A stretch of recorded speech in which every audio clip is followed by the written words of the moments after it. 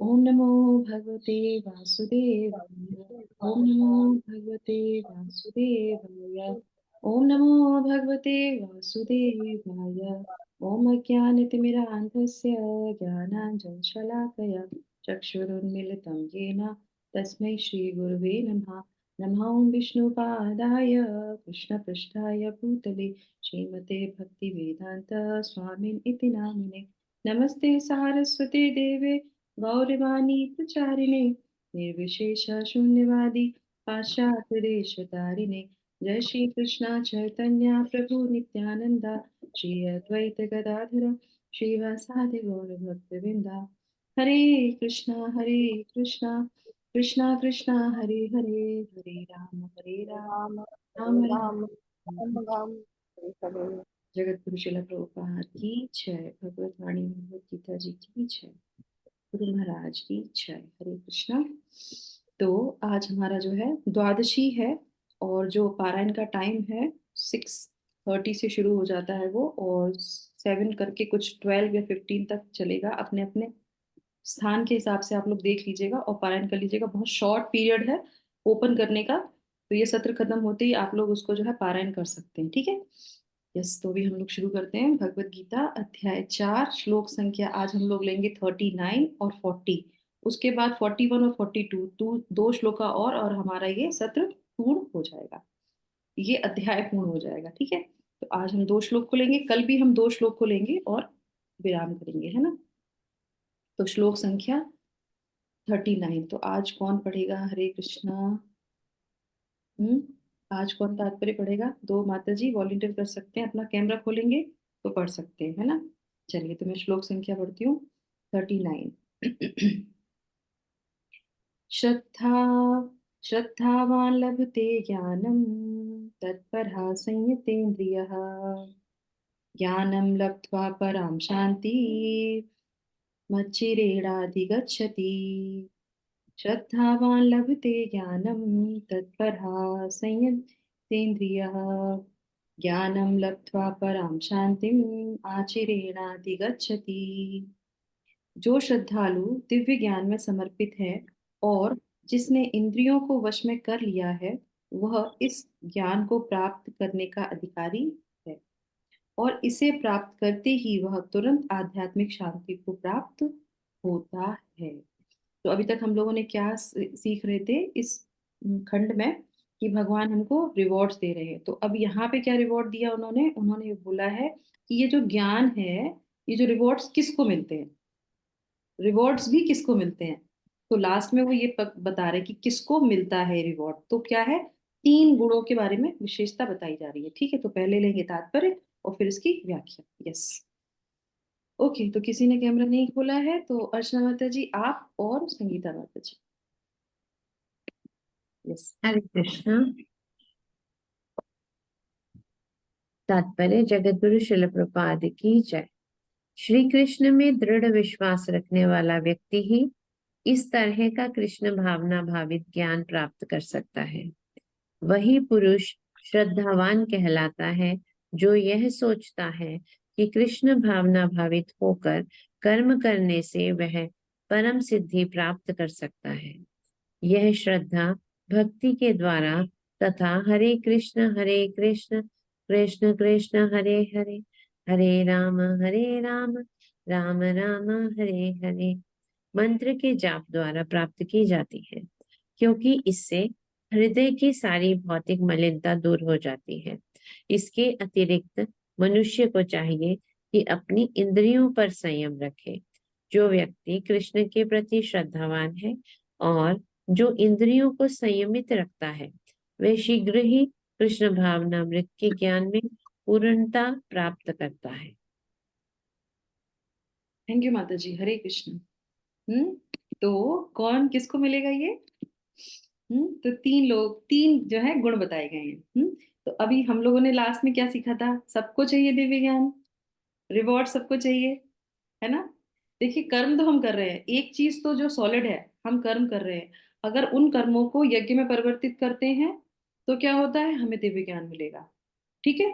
और दिव्य ज्ञान अगर चाहिए तो यज्ञ तो जो कर रहे हैं ना, उसके साथ क्या क्या चाहिए, ये 3 गुण चाहिए। और ये 3 गुण होने पे क्या होगा, शांतिम आचरेण अधिगच्छति, तो उसको क्या मिलेगा। तो चलिए, तो 3 गुणों के बारे में चर्चा करेंगे। सबसे पहले क्या, श्रद्धावान, क्या होना चाहिए, वो श्रद्धावान होना चाहिए। दूसरा क्या होना चाहिए, तत्परहा। और तीसरा क्या होना चाहिए, संयत इंद्रियः।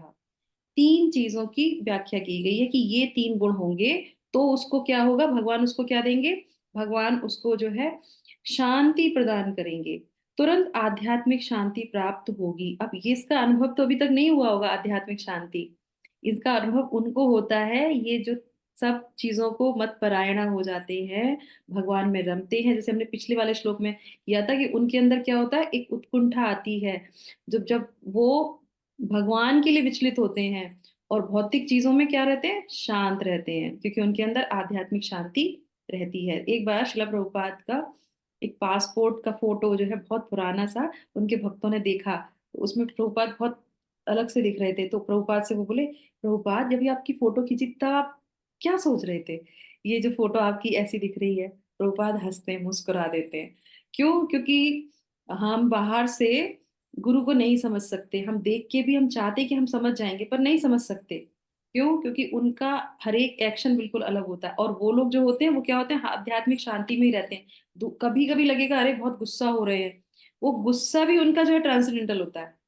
तो वो तो इस तरीके से, पर ये जो शांति है वो हमेशा इस शांति का अनुभव करते हैं। ठीक है, तो अब हम आ जाते हैं इस पे अपने व्याख्या पे।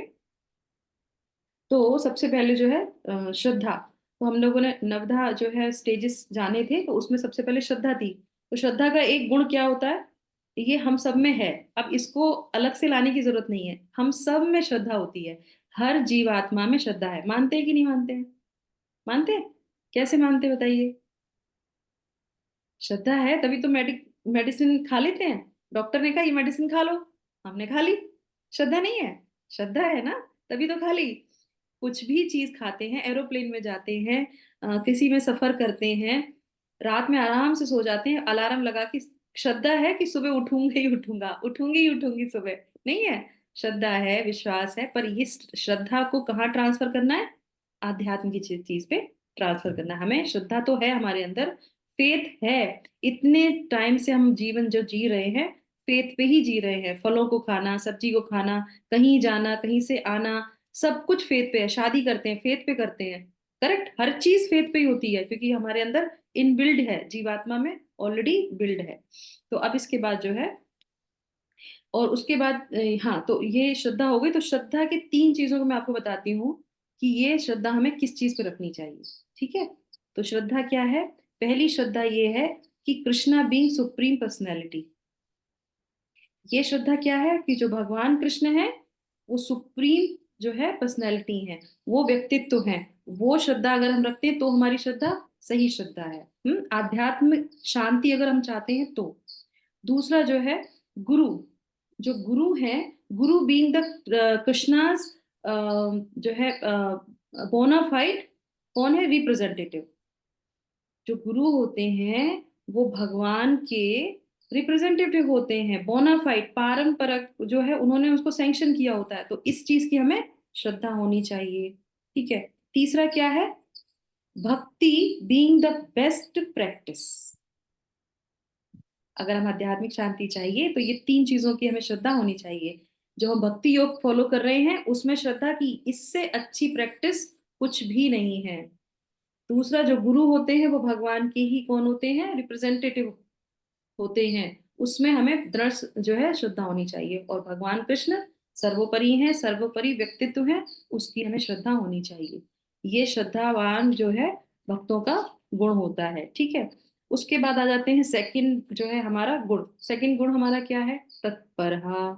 तत्परहा मतलब का मतलब क्या होता है, being always ready for services, spiritual services, है ना। तो क्या होता है, एक के बाद एक सर्विस, एक के बाद एक सर्विस। तो ये अब तो बहुत हो गया माता जी, कल ही तो करी थी सर्विस, अभी फिर से सर्विस देते थे, नहीं। भगवान कह रहे हैं कि एक के बाद एक सर्विस आएगी तो करनी ही पड़ेगी आपको, उसके लिए कुछ भी करो। तो तत्पर का मतलब क्या था, हमेशा, हनुमान जी को देखा ना, हमने बताया था आपको, हनुमान जी किसी पोजीशन में बैठे रहते हैं, तत्पर, वो सबसे अच्छा उदाहरण है। वो बैठे इसीलिए रहते हैं कि बस अभी बोलो और मैं अभी उठ के शुरू हो जाऊं। तो ये होता ही है। तो इसी तरह हमेशा भगवान के लिए उत्कंठित होना, भगवान की सेवा के लिए हमेशा तैयार रहना। तो शास्त्रों में बहुत सारे उदाहरण हमें मिलते हैं, जैसे भी हमने हनुमान जी का उदाहरण दिया।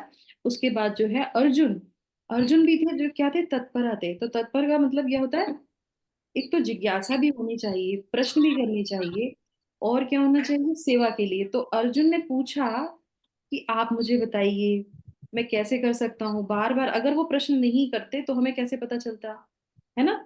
वो तत्पर थे सुनने के लिए, जिज्ञासा थी, अंदर से जिज्ञासा होनी चाहिए कि हम कैसे आगे बढ़ सकते हैं, कैसे अपना ये काम कर सकते हैं। परीक्षित महाराज ने अगर प्रश्न नहीं पूछे होते तो क्या होता। हम्म। तो वो तत्पर थे। इसी तरीके से कई सारे आते हैं।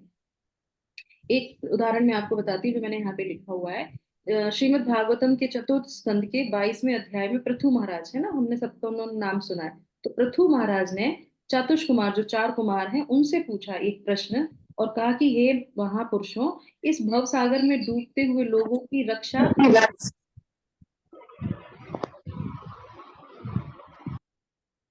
आसानी से कैसे की जा सकती है। और ये आप मुझे बताइए। और आतुर होकर जो है वो बताते हैं और कहते हैं कि कृपया करके अपना ज्ञान का प्रकाश हमको दीजिए। सही है। तो वो तत्परता पूछने की, जिज्ञासा करने की कि कैसे हम भवसागर से बाहर जा सकते हैं, कैसे भगवान की सेवा कर सकते हैं, और कैसे जो है इस भवसागर से दूसरों को भी निकाल सकते हैं। ठीक है। ये आई गीता देवी जो है, कृपया करके अपना म्यूट कर लीजिए, मेरे से यहाँ पे म्यूट नहीं हो पा रहा है और बहुत डिस्टरबेंस आ रही है पीछे से। Thank you. तो इस तरीके से ये हो जाता है। अब आ जाता है तीसरा गुण, तो तत्पर रहना चाहिए, है ना। और हमेशा जो है श्रद्धा रखनी चाहिए। थर्ड क्या है हमारा, थर्ड हमारा संयत इंद्रिया। तो हमने पहले भी श्लोकों में पढ़ा था कौन कौन से हैं, कि हमें हवन करना चाहिए, है ना, ब्राह्मण को कौन सा करना चाहिए, गृहस्था को कौन से इंद्रियों पे कंट्रोल करना चाहिए, सब कुछ देखा था। पर यहाँ पे कंक्लूजन में क्या आ रहा है कि ये 3 चीजें तो होनी ही होनी चाहिए आपको। तो संयम इंद्रिया, तो हमारे उपदेशामृत में भी क्या आता है ना, उसमें कहते हैं वाचो वेगम मनसा क्रोध वेगम जिव्या वेगम उदरोपस्थ वेगम, है ना। तो ये लाइन से ही है। क्या है वाचो वेगम, जब हम बोलते हैं तो उस पे कंट्रोल, कि हम क्या बोल रहे हैं, किसको बोल रहे हैं, क्यों बोल रहे हैं, है ना। उपदेशामृत का पहला ही श्लोक यही है, पहली शिक्षा जीव गोस्वामी द्वारा यही दी गई है। वाचो वेगम मनसा क्रोध वेगम, मन में हमारा कंट्रोल होना चाहिए, बुद्धि पे हमारा कंट्रोल होना चाहिए, और क्या है हमारा क्रोध पे नियंत्रण होना चाहिए। ये आसान है? ये तो बिल्कुल आसान नहीं है, नहीं है ना। ये नहीं है आसान, लगता है बोलना। तो इसीलिए भगवान बोल रहे हैं कि हम क्या देंगे, हम आपको शांति। अब शांति आने में टाइम लगेगा इस पे कंट्रोल करते करते करते करते कितना समय बीतेगा, पर प्रयास करना है। तो जिह्वा वेगम, हाँ, तो वाचो वेगम मनसा क्रोध वेगम, और उसके बाद जिह्वा वेगम तो टंग में है। टंग में क्या मतलब है, जो हम खाते हैं पीते हैं, कंट्रोल, कि कहाँ खाना है कहाँ नहीं खाना है। तो वो जिह्वा के 2 काम होते हैं, एक तो बोलना और एक हमारा जो है खाने का, तो वो हमारा कंट्रोल में होना चाहिए। उसके बाद ये उदरोपस्थ वेगम, तो हमारे उदर, ये सब लाइन में ही है, सब लाइन में, जब बुद्धि, उसके बाद जब हमारा हृदय, मन, हमारा क्रोध, उसके बाद जिह्वा, उदरोपस्थ, और फिर हमारी जेनेटल्स, है ना, तो जिसके बारे में हमने पहले पढ़ चुके हैं। तो ये सब हमारा कंट्रोल में होना चाहिए। ऐसा होने के बाद जो व्यक्ति ऐसा कर लेता है, उसको वो क्या करते हैं, आध्यात्मिक शांति देते हैं। तो आध्यात्मिक शांति धीरे धीरे धीरे धीरे आती, एकदम से आती है क्या, एकदम से तो नहीं आती, धीरे धीरे आती। तो इसका प्रयास करना चाहिए। जैसे इंद्रियों को कंट्रोल मतलब सुबह उठना, भगवान के नाम का जप करना। ये साधारण नहीं है, सरल नहीं है, नए लोगों के लिए बहुत कठिन होता है। पर जब प्रैक्टिस करते हैं, धीरे धीरे तत्पर रहते हैं, अलार्म लगा दिया, नहीं सुबह मंगला आरती करनी है, तो क्या है, तो हम धीरे धीरे उसमें आने लगते हैं। फिर आते आते आते आते तो भगवान के ऊपर छोड़ दीजिए, भगवान क्या आते हैं धीरे धीरे जो है। जैसे सूर्य निकलता है तो क्या होता है, सूर्य एकदम से निकल जाता है क्या, नहीं ना। धीरे से प्रकाश, धीरे धीरे धीरे धीरे धीरे करके एक टाइम पे आके एकदम से 8 बजे करीब सूर्य एकदम से चमकता है। तो हमारा भी ऐसा ही है, धीरे धीरे प्रकाश देंगे भगवान, और फिर वो पूरा जो है प्रकाशित कर देते हैं। पर क्या है, हमको नियमित रूप से जो है इसको दृढ़ संकल्प के द्वारा करना चाहिए। ठीक है। अब इसमें जो है एक छोटी सी स्टोरी है, टाइम मिलेगा तो बताती हूँ। क्या टाइम हो रहा है अभी? ठीक है, टाइम अभी है हमारे पास। तो अपनी इंद्रियों को संयमित कर सकते हैं, तब भगवान क्या करेंगे, मर्सी देंगे, हमको करुणा करेंगे हमारे ऊपर। तो पद्म पुराण में एक विष्णुदास ब्राह्मण जो था, उसकी स्टोरी मैं बताती हूँ। तो वो जो है भगवान कृष्ण की बहुत पूजा करता था। अब वो जो है डेली अपनी सारी इंद्रियों को भगवान की सेवा में लगाता था। तो वो क्या है, उसने भोग बनाया भगवान के लिए, पहले पूजा की, फिर भोग बनाया, फिर भगवान को ऑफर करने गया। अब ऑफर करने के लिए जब वो बैठता था, आंखें बंद करके ऑफर करता था, तब तक कोई उसका जो है भोग चुरा के ले जाता था। भगवान को भोग ही नहीं लग पाता था। अब वो इतना डेडिकेटेड था, अब भगवान को भोग नहीं लगाया, अब वो तो कुछ खाएगा नहीं क्योंकि भोग तो चला गया, चोरी हो गया। और अब दोबारा बनाएगा तो उसकी जो बाकी जो और जो उसकी जो पूजा पाठ है वो छूट जाएगी, उसका जपा छूट जाएगा, क्योंकि फिर भोग में 2 घंटे उसको लगेंगे। तो वो कहता था अब मैं नहीं बनाऊंगा, क्योंकि मैं भी नहीं खा पाऊंगा, क्योंकि भगवान ने तो खाया नहीं, अब दोबारा करूंगा तो मेरी साधना छूट जाएगी, है ना। तो साधना भी करनी है, डीटी वर्शिप भी करनी है, भोग भी बनाना, सब कुछ करना है। तो वो अब निकल गया टाइम, वो जपा में लग गया और अपना और काम करने लगा। दूसरे दिन फिर उसने वही किया, तैयारी की, भोग लगाया। जैसे ही उसने देखा, उसके बाद फिर उसका भोग गायब हो गया, चुरा चुरा लिया गया। 7 दिन तक ऐसा बताते हैं कि 7-8 दिन तक ऐसा ही उसके साथ होता रहा। फिर उसने क्या किया कि कोई बात नहीं, अब की बार मैं आंखें बंद करके नहीं बैठूंगा, अब की बार मैं छुप जाऊंगा। ये देखता हूँ ये चुराता कौन है। तब तक उसकी बुद्धि में नहीं आया। तब तक वो अपनी उसमें रहा। फिर बाद में उसने सोचा कि चलो छुप के देखते हैं। तो वो छुप जाता है, और जब वो भोग रखता है वहां पे, तो वहां पे एक चांडाल आता है। चांडाल कौन होते हैं, जो अम, जिसमें क्रिमिनेशन जो उसमें होते हैं, और वो जो मांस वैसा ही खाते हैं वो सब, वो आता और आके वो खाने को लेके जा रहा होता है। तो जैसे ही वो जाता है, तब तक वो क्या, तो उसको देखता है जब वो ब्राह्मण, वो जो है विष्णु दास, तो वो देख के अचंभित हो जाता है। वो कहता है कि कितना दुबला पतला और एकदम से मरने की स्थिति में है ये, तो इसको तो सही में भोजन की आवश्यकता है, तो इसलिए बेचारा ये चुराता है। तो उसको देख के उसे गुस्सा नहीं आता, जबकि इसने 7 दिन तक कुछ नहीं खाया होता है, पर देख के गुस्सा नहीं आता। तो क्या हुआ, कंट्रोल था ना, कंट्रोल था ना इंद्रियों पे। तो गुस्सा नहीं आया उसे देख के, और उसको देख के दया आ गया। दया आके वो क्या कहता है कि रुको रुको, तुमको ना इस भोजन के साथ तुम घी और ले जाओ थोड़ा सा। वो घी की बाल्टी उसको देने वाला होता है, पर वो जो चांडाल होता है, क्योंकि वो भूखा प्यासा, उसकी बुद्धि वैसी विचलित होती है, तो वो उसको देख के डर जाता है कि यार इसने मुझे देख लिया, मुझे पकड़ लिया। वो एकदम से भागता है, और भागता है और एकदम से आगे जाके गिर पड़ता है, बेहोश हो जाता है, क्योंकि उसके शरीर में जान नहीं होती है। और एकदम से वो बेहोश हो जाता है। तो फिर ये जाके उसके पास उसको कपड़े से पंखा करता है, उसको जो है पानी छिड़कता है, उसको थोड़ा सा होश में लेके आता है। जब वो होश में आता है, तो वो चांडाल क्या देखता है, चांडाल उस व्यक्ति में जो विष्णु दास थे, उसमें क्या देखते हैं, पद्म शंख के साथ वो विष्णु चित्त जो है, विष्णु दास जो है, वो नारायण को दर्शन कराते, उसमें स्वयं भगवान उस चंडाल को दर्शन कराते हैं। और वो एकदम से उनके पैरों पे पड़ता है, वो कहते हैं हमसे गलती हो गई, हमें माफ कर दीजिए। और उसे भी नहीं पता, पर भगवान स्वयं, अब ये इसमें क्या, क्यों मैंने ये स्टोरी बताई आपको, कि इंद्रिय संयमित होती है तो भगवान कहते हैं हम आध्यात्मिक शांति भी देते हैं। पर भगवान श्रीमद् भागवतम में कहते हैं कि मैं हमेशा भक्तों के हृदय में रहता हूँ। ऐसे ही भक्तों के हृदय में रहते हैं, और ऐसे ही भक्तों के द्वारा वो दर्शन भी देते हैं।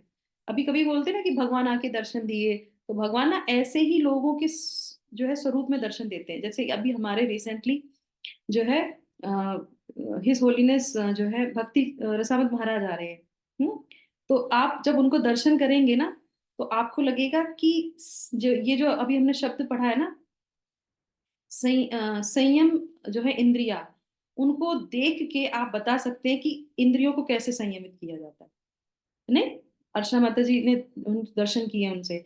तो ऐसे व्यक्तित्व होते हैं, ये अपने अंदर ये चीजें करते हैं, और हम उनको देख के बता देते हैं कि हाँ ऐसे जो है व्यक्ति होते हैं जो ये कर लेते हैं, और इन्हीं को दिव्य प्रकाश होता है। तब इनको आप सुनेंगे तब पता चलेगा कि हाँ इनको भगवान ने आध्यात्मिक शांति प्रदान की है। तो ये व्यक्तित्व बनने में बहुत समय लगता है, पर करना है, क्योंकि भगवान ने भगवत गीता में बोला है कि दिव्य ज्ञान चाहिए, तो ये चीजें हमें करनी पड़ेंगी। तो इस तरीके से हमने इस श्लोक में ये जाना कि हमको क्या करना है, हमको जो है श्रद्धा रखनी है भगवान में, भगवान के भक्त में, जो गुरु हैं उनमें। और ये जो भक्ति योग हम सीख रहे हैं, ये कोई साधारण नहीं है।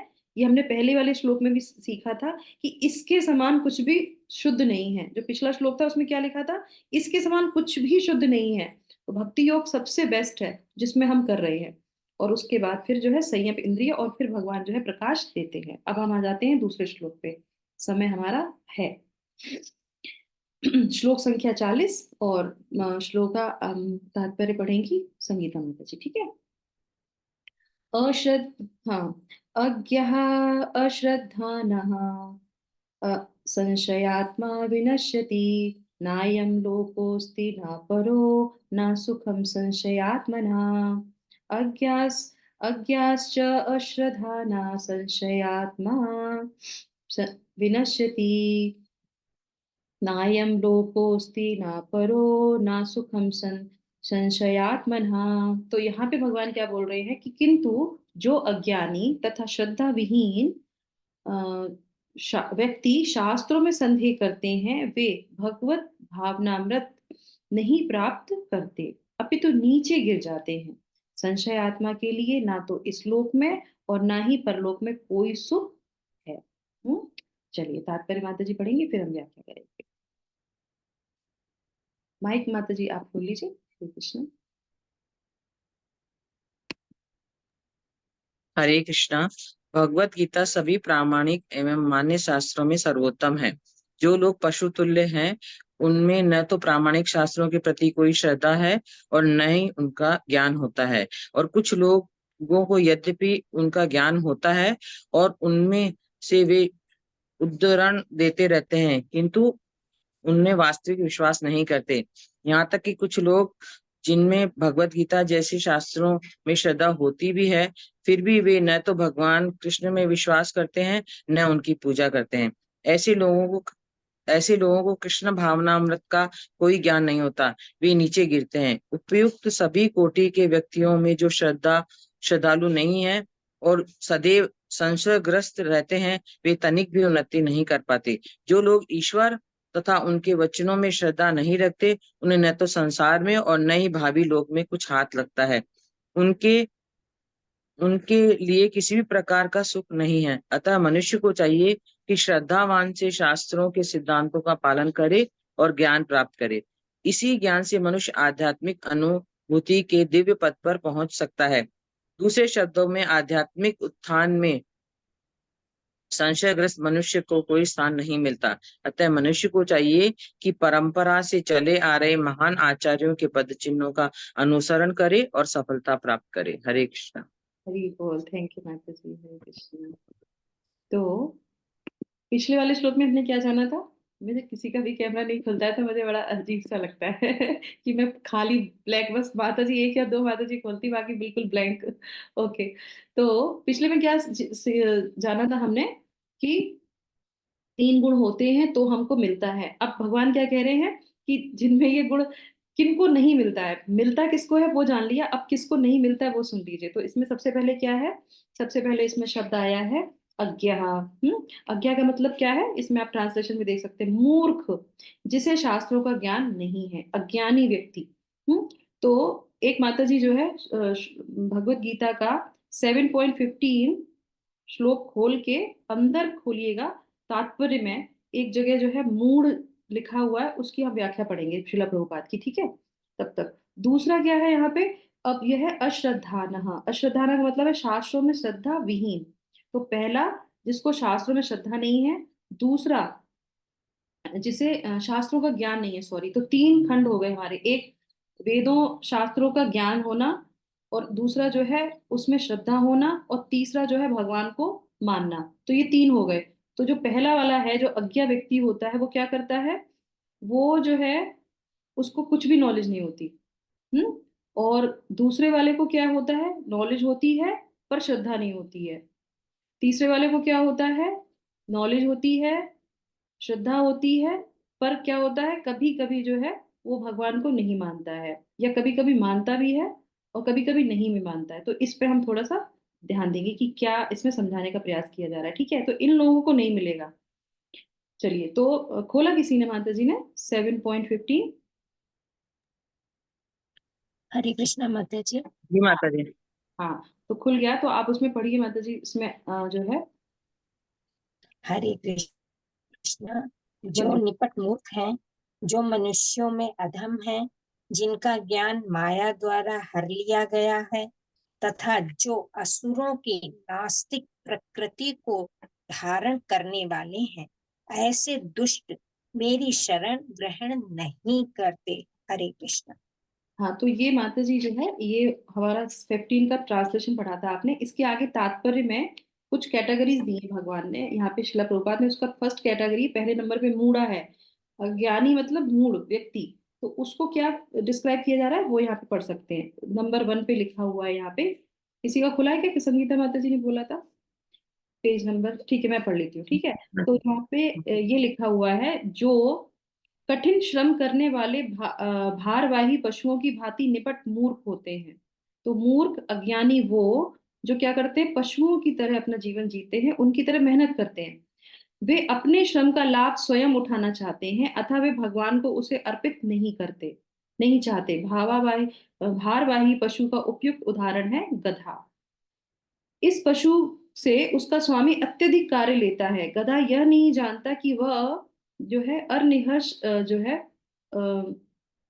किसके लिए काम करता है।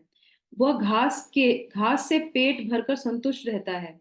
गधे को ज्यादा कुछ नहीं चाहिए होती, बस वो घास ही चाहिए होती है, जो उसको हर जगह मिल सकती है। पर वो क्या करता है, मालिक के कहने पे पूरा दिन जो है बोझा ढोता रहता है। उसके क्यों, उसको लालच होती है, उसके सामने जो है लटका दिया जाता है कि तुमको घास मिलेगी। तो अपने स्वामी को मार खाने के, और उसको जो है वो घंटों घंटों जो है सोता रहता है। तो इस तरीके से बार बार जो है उसको काम कराया जाता है, उसको प्रताड़ना दी जाती है, और उसके बाद भी जो है वो कुछ भी नहीं करता। और उसके बाद क्या लिखते हैं कि किंतु उसके रेंकने से लोगों को शांति भंग होती। ऐसी ही दशा में उस सकाम कर्मी की है, जो यह नहीं जानते कि वह किसके लिए कर्म कर रहे हैं। वे यह नहीं जानते कि कर्म यज्ञ के लिए होता है, जो हम लोगों ने अभी पढ़ा है। तो यहाँ पे कहने का तात्पर्य क्या है, जो अज्ञ व्यक्ति होते हैं वो अज्ञान होते हैं। मटेरियल नॉलेज उनको बहुत होगी, पर जिसको ये नहीं पता कि ये शरीर क्यों मिला है, ये कर्म किसके लिए करना चाहिए, इस संसार में हम क्यों आए हैं, उनको क्या बोला गया है, मूढ़। और इसको भगवत गीता की भाषा में क्या बोलते हैं, मूढ़ मतलब जो है वैशाख नंदन।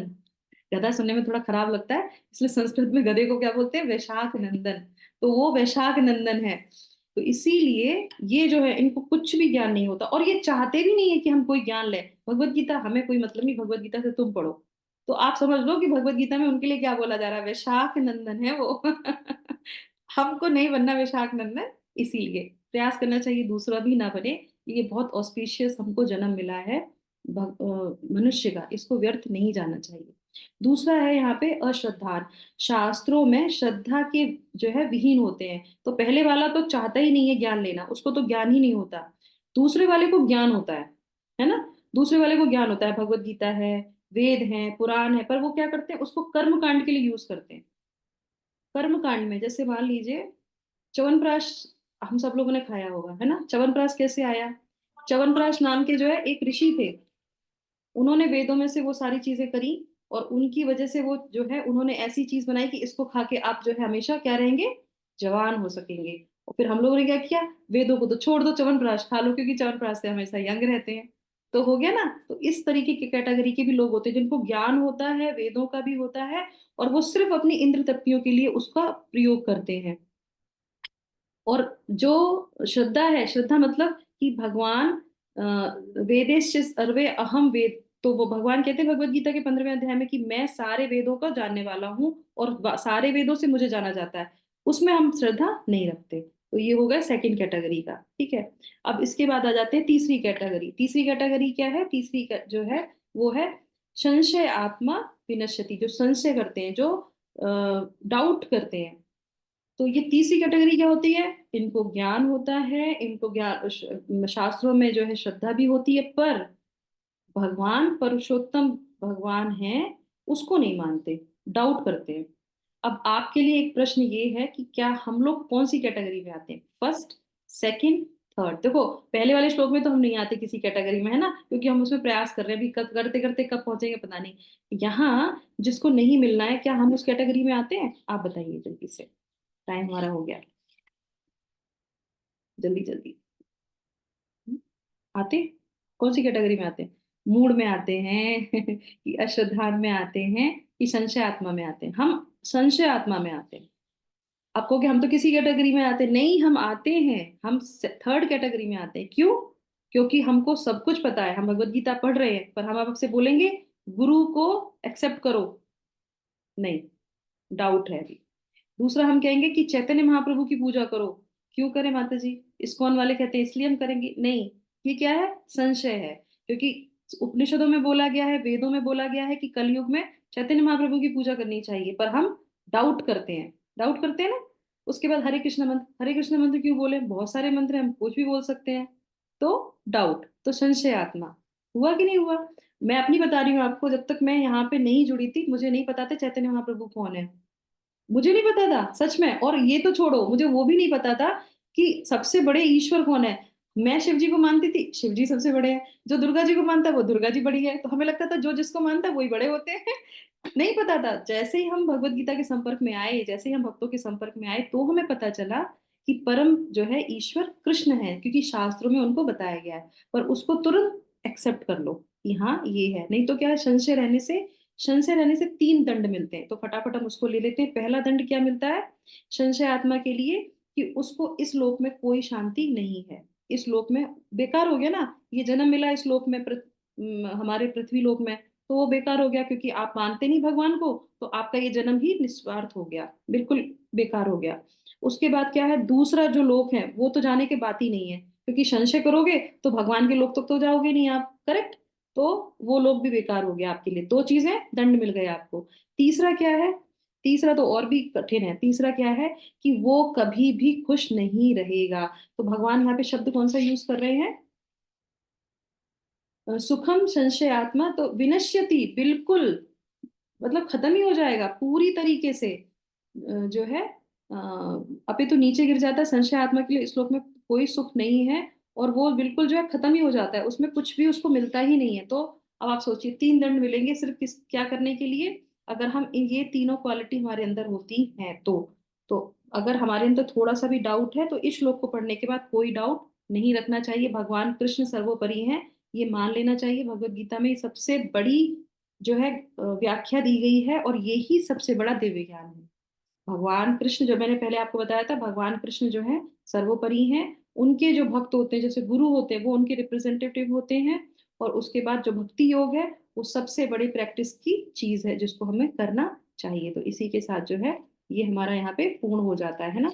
और लास्ट में श्रीला प्रभुपाद क्या कहते हैं कि मनुष्य को चाहिए कि परंपरा से चले आ रहे महान आचार्यों के पद चिन्हों का अनुसरण करे और सफलता प्राप्त करे। तो सफलता प्राप्त करने की कुंजी क्या है, जो हमारे गुरुजन हैं उनको शरण में आना चाहिए। अब लास्ट के 2 श्लोक और कल हम जो है इस दिव्य ज्ञान को पूर्ण कर लेंगे, और फिर हमारे जीवन में क्या क्या आएगा उसकी हम एक सूची बना लेंगे, ठीक है। तो जगत गुरु शिला प्रभुपाद की जय, भगवत वाणी भगवत गीता जी की जय, Hare Krishna. Thank you so much, Hari Om तत्सत।